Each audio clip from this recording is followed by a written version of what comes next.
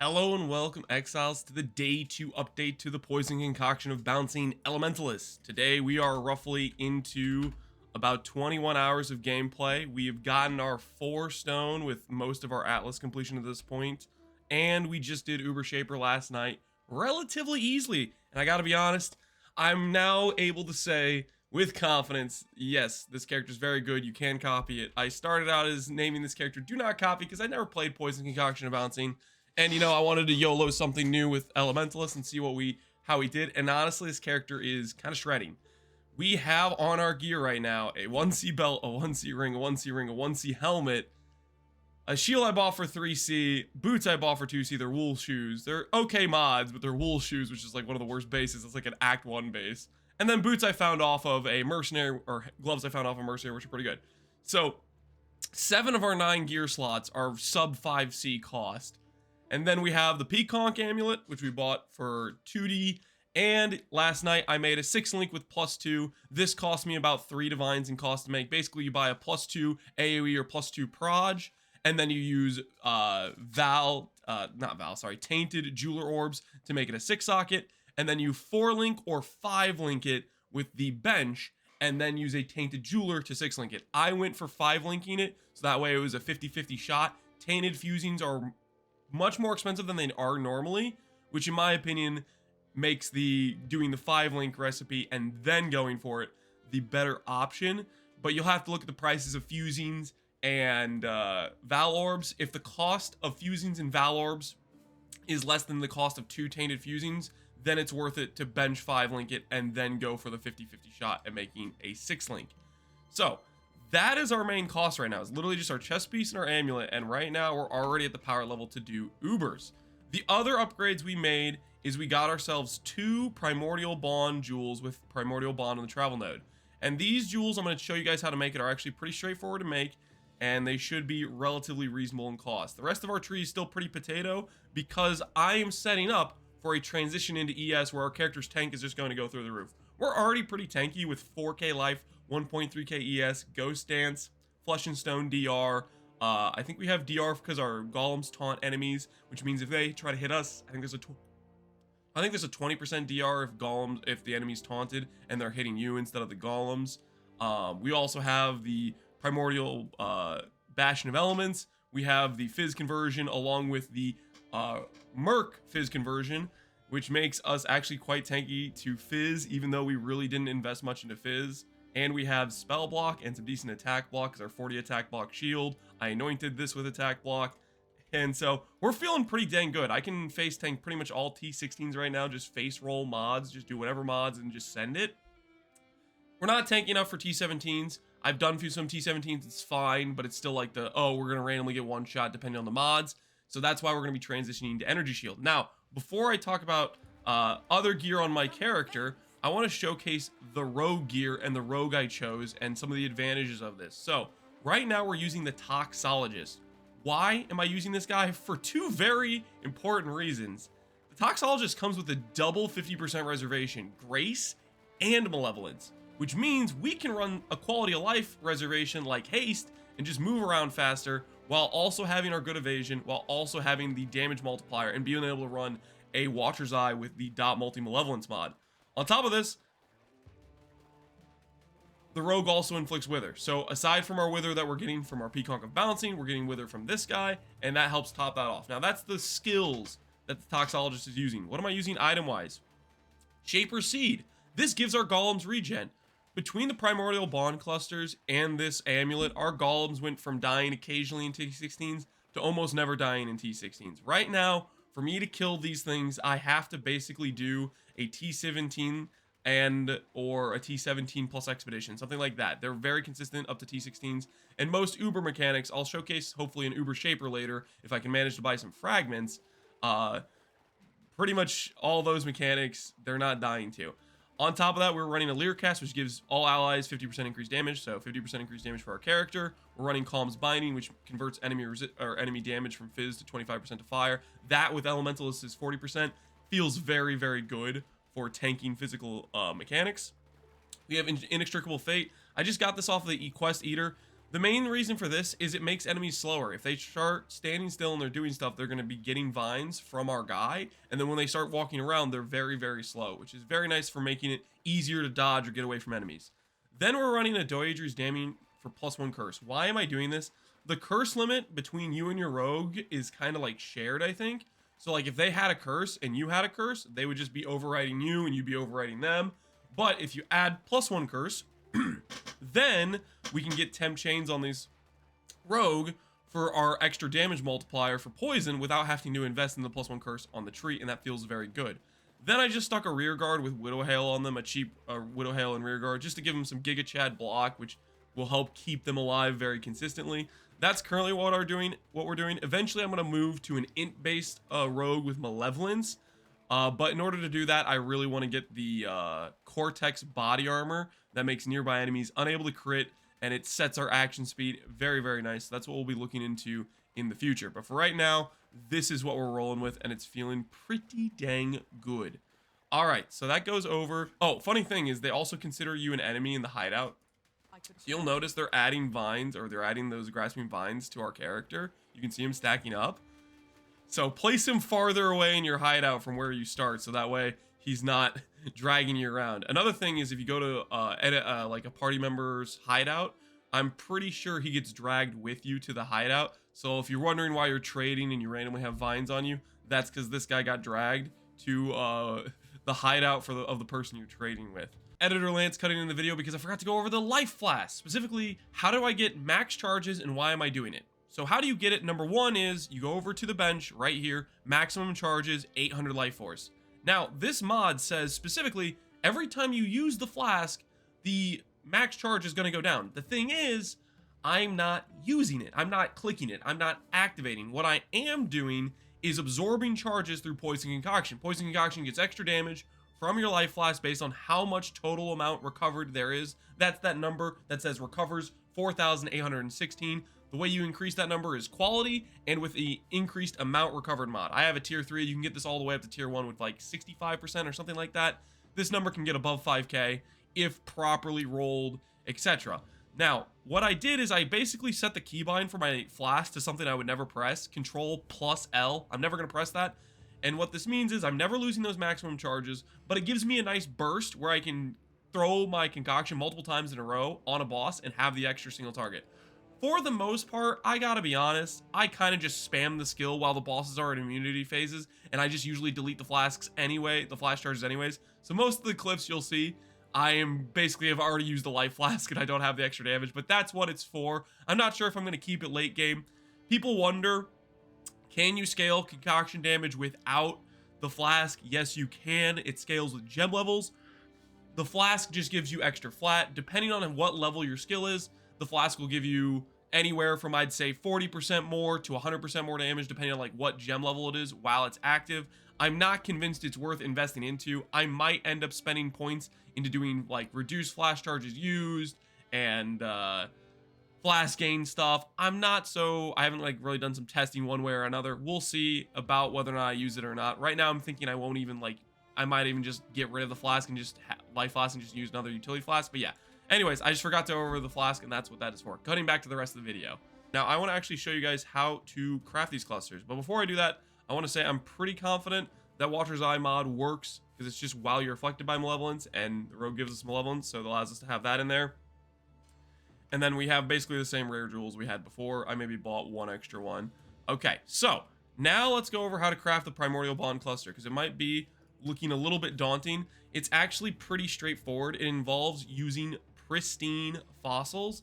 What this does is it gives you a big 10x multiplier to life mods. Both Primordial Bond and Renewal have the life tag. There's one other affix, Feasting Fiends, which will occur a lot as well, which has the life tag. And we're just trying to get those two notables together. Because if you get those two notables, Renewal and Primordial Bond, you'll have Primordial Bond on the travel node, which is what you want to spend a minimum amount of fossils doing it. So I'm just going to go ahead and showcase this real quick. It's roughly, I believe, a 1 in 20 to 1 in 30 to hit with just pristine fossils. And a key note is it needs to be between the item level of 68 and 74. If you go above to 75, you start adding in extra affixes you don't want to roll for. If it's below 68, then you can't roll Primordial Bond. So roughly a level 68 to 74 8 passive minion cluster is what you want here. And we're just going to go ahead and roll these. I will say this, if you randomly hit Rotten Claws plus Primordial Bond, I believe that also works as making the Primordial Bond the travel passive. Go on D&D here. So we're going to go ahead and look at these. I have some extra fossils here. And there is Renewal Feasting Fiends. You'll see this a lot, this 2 mod. Renewal and Feasting Fiends are the other 2 notables that have life tags, so you'll see those quite a bit. Now, for Resonators, I want to talk about this real quick. Resonators are kind of expensive right now at 2 chaos per. I wouldn't really recommend buying these at this price. That's kind of a crazy price. What I ended up doing is I started grabbing this node, mining byproducts. So that way, when you're going through your map and you're clicking those sulfite deposits, you're passively getting azurite. So that way, whenever I run into the situation where I run out of resonators, I can go to the azurite mine and I can just go to Nico and I can purchase these. So I have like 17k of this juice. I need like what, 27 resonators. So I'll go ahead and buy some resonators. That is what I would do to get your resonator stock built up, because right now 2C per resonator is kind of expensive. So that's what I've been doing to help save on some costs, because I don't really want to pay 2C per resonator. It really ramps up the cost of crafting these clusters. So if you can get some passive income through azurite, then or some like built up resonators through azurite, then you don't have to pay that cost, and it feels nice. I mean, it's the same as like farming currency and then selling the currency and buying the resonators, but you get the idea. I think it's worth the passive points. All right, so we're looking for Primordial Bond Renewal. Now this is Primordial Bond Feasting Fiends. Now I'll show this real quick just so you guys can see it. Primordial Bond Feasting Fiends does not work. If I socket this in, just so you can believe me about it, you'll see that it puts Primordial Bond on the outside passive. This is what we do not want.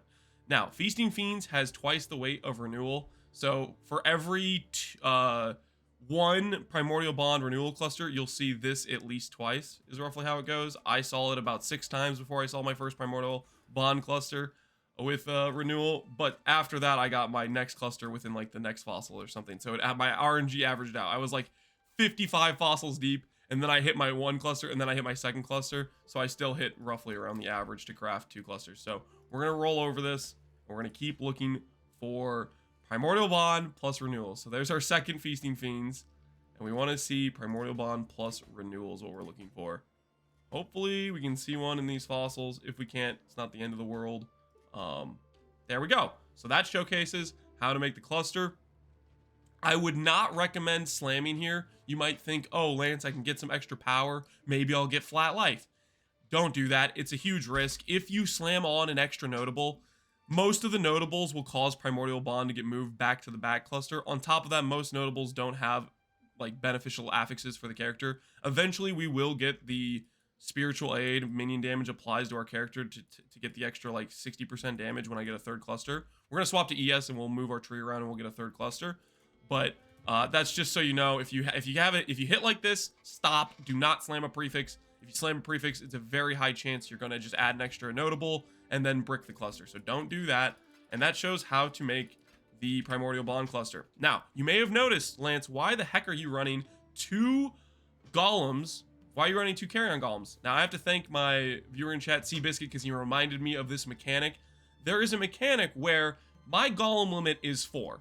I do not have any additional golems. How am I running 6? You can kind of get around it with a sneaky little tech, which involves using a of the hordes golem. I'm using Carrion Golem of the Hordes. I think technically you can use other versions. I think Carrion Golem might be one of the tankiest ones, so that's the one I'd probably recommend.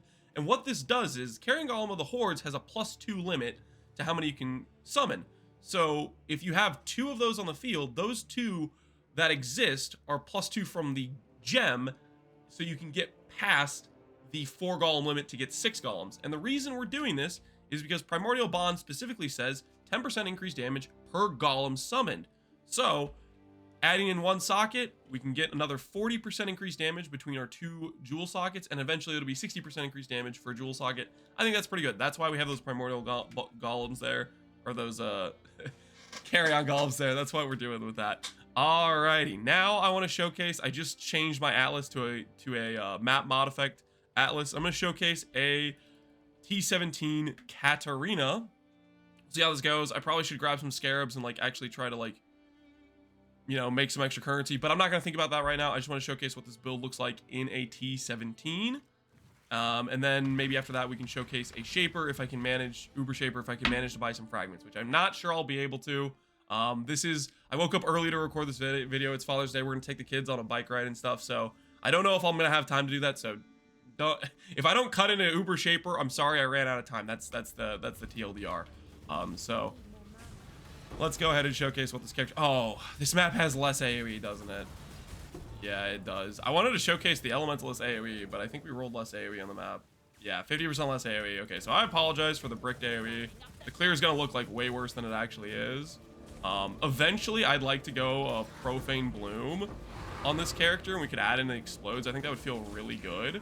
Every time I get like the Profane Bloom Shrine thing, it feels freaking amazing. So I kind of think I'm going to want to do that eventually with the character. Oh, I also have Val Haste.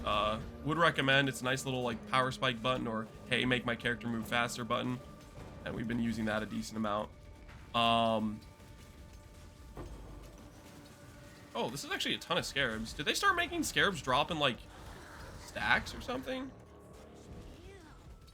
Getting multiple Scarabs dropping in like stacks. So it's like, I don't remember if that was used to be the way that would work or not. It's been a hot minute since. Okay, it hasn't been a hot minute. Who am I kidding? I've been playing the entire year. The only time I wasn't playing PoE 1 is when I regrettably chose to play PoE 2 for a brief moment. and we did a little bit of last epoch. But yeah, it's I don't think that maybe they used to drop that way with like stacks of Scarabs like that. I wonder if this is valuable because it's a nice like supporter item. All right, let's go ahead and showcase a Katarina here. Showcase what our current single target looks like on doing a boss in T17. Right now we're at like a pretty face roll stage for T16s. T17s I think it's kind of on the edge where I can do it. It's good profit, but it's not like face roll demolish. I think after we make some of these energy shield upgrades, we will be face roll demolish. I mean, yeah, I gotta consider the fact we're wearing like 7 items that cost less than 5C. There's a lot of damage we can fit into the build once we start actually upgrading our gear. But I've been playing on potato gear because I wanted to showcase a much cheaper variation of the character that people could have a good idea of progression. What on earth was that? Was that just a bleed? Man, that was scary. Oh no, it's like a degen on the ground. Hold on. It's like I have vulnerability, which makes me take increased fizz, and there's a degen on the ground. Degen on the ground gone? No, it's still there. Why is that so large? Oh, I rolled increased AoE, I guess, so it covers the entire freaking arena. Is that gonna disappear? Is that gonna be there the whole time? That's really, really bad. Like, I just have to like face tank over, or just sit over here.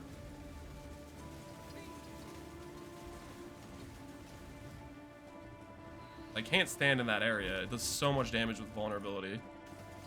Fizz degen, big fizz degen that covers the whole floor.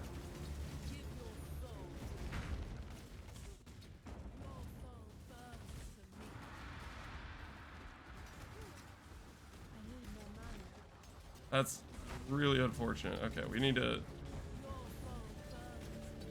just focus this guy down. Hopefully not die to any more fizz degens. That's really sketch with vulnerability. That will be a lot less sketch once we move to... They upgraded the visuals on that. That's cool. Can I tank this? They upgraded the visuals on a lot of these effects in Katarina. I like it because I've noticed in Uber Shaper they updated some things too. A little bit of his mechanics. Fierce ground change. Okay, I'm just gonna stay away from that. Ground effect doesn't allow us to play the mechanic correctly, where we like...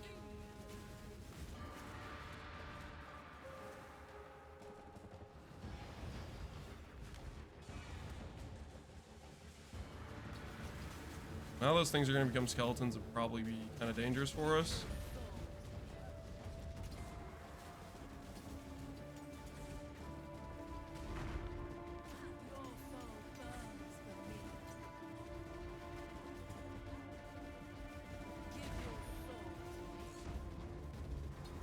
I wonder if Katarina not being targetable right now is a little bit sketch for me. because I can't ignite while Katarina's undamageable. So this is one of the few phases where the Fizz taken as doesn't apply from our, or not Fizz taken as, the Fizz conversion on enemies. All right, we should be good now. Should be able just to DPS Katarina because the degen is on the other side of the arena. Holy crap, degens are sketch. But anyways, that is an example of Katarina. AoE plus vulnerability was maybe a little bit of a mistake with the degen, but once we swap the energy shield, I think our character will have enough regen where we'll just basically out-sustain the degen from that, and we'll be completely, like, super chill in a fight like this. So yeah, that's what it looks like doing a T17. A little bit sketch with the Fizz degen, but it is what it is. I am going to probably not get as much done today because I'll be doing stuff with the kids with the bike ride. We'll still try to stream later and update. Ideally, we're going to start going for the energy shield swap. I might not be able to do an update tomorrow. It depends on whether or not I successfully get the energy shield swap done today, which I don't know how much time I have. So the next update video will be the energy shield swap and showcase, hey, this is how you can make the character go from pretty good tank to just super Giga Chad levels for T17 specifically. If I don't end up being able to get the Cosmic Shaper fragments, I woke up early before the kids are up, so hopefully if I can get the Uber Shaper fragments, I can showcase that. If not, take care, Exiles. Have a good one.